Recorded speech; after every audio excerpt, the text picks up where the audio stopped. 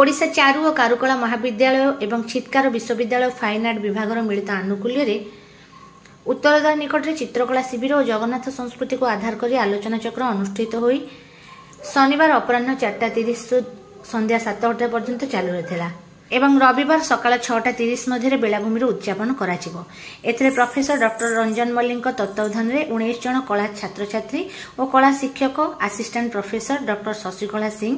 Doctor Rahul Dhiman, mister Raman, research assistant miss Smriti एवं miss विधि गार्ग एवं ओडिशा चारु और कारुकला महाविद्यालय अध्यक्ष डॉक्टर दुर्गा माधव करंक तत्वावधान में महाविद्यालय छात्र छात्री और अध्यापक अनंत प्रधान शिविर और आलोचना चक्र में अंशग्रहण करथिले।